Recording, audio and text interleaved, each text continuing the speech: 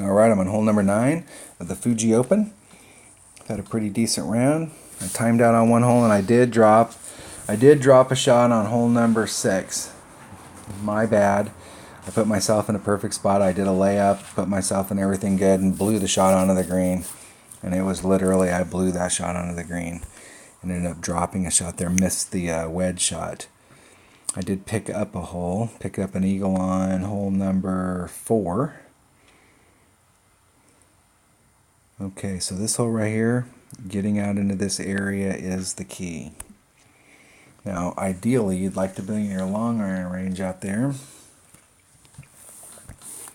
I have limited selection of balls here, so I'm going to bring a katana.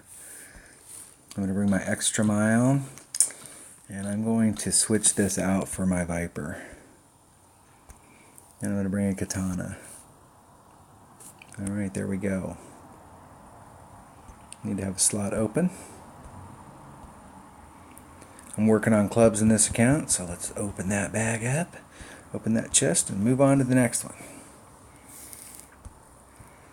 I have 11 clubs that I can upgrade, and none of them are worth upgrading, so I'm holding off until I get about 2 million coins. When I get to 2 million coins, I'll upgrade all my clubs. By the time I get to that point, I'll have a lot more than 11 that need to be upgraded. I'm only upgrading the clubs that are going to help my game to get to that point. I'm only upgrading clubs that I'm actually going to play. There's a lot of clubs in this game you're just never going to play. Or you're going to play them for a very short period of time and then you need to abandon them. I'm going to give myself lots of room out here. I don't have a lot of curl on this, so I'm going to go right on that point.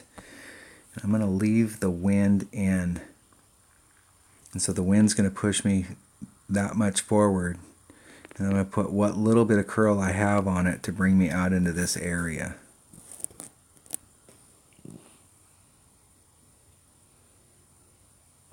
Hitting it perfect.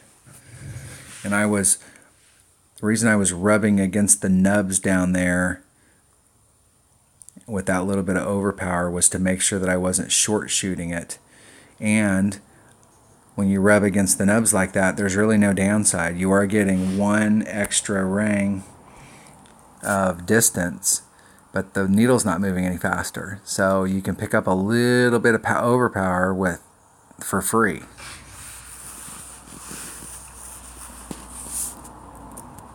So my opponent's using a Solstice ball, which is a power 2 low wind ball.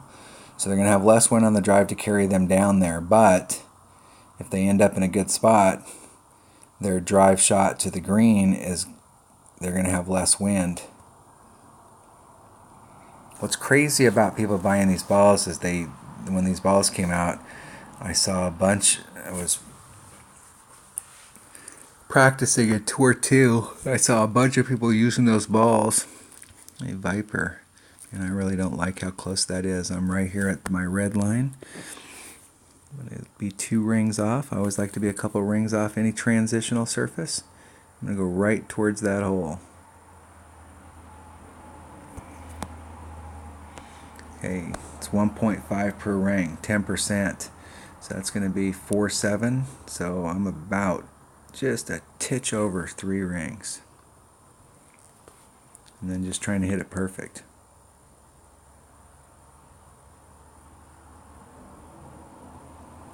Hitting it perfect. Give myself a look at it.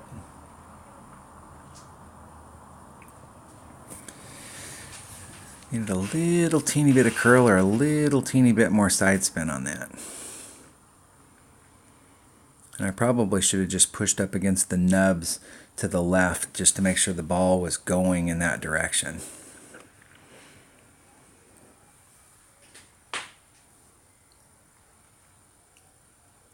Okay, my opponent's got his. This is one of the things. Scroll way down in there when you're setting these shots up. I mean, like I do, like scroll down in there, get way down in there so you can really see where those rings are.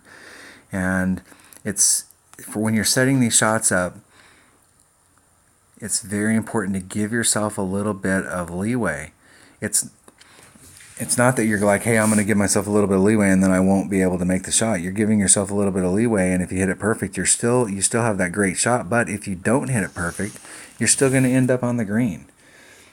Get way down in there and look at it so you can see the blades of grass.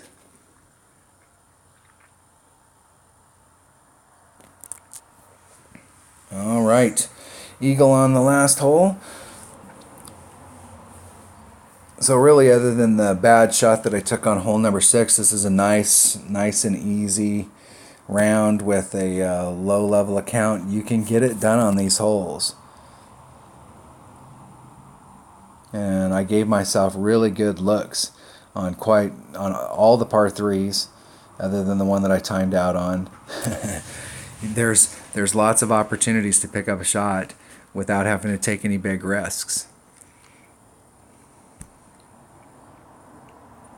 All right, that was hole number 9 of the Fuji Cup in the rookie division.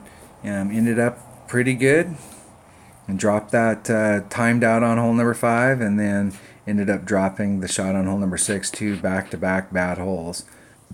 Did pick up the hole-in-one, or excuse me, did pick up the eagle on hole number 4. So I'm really happy with where the round was here.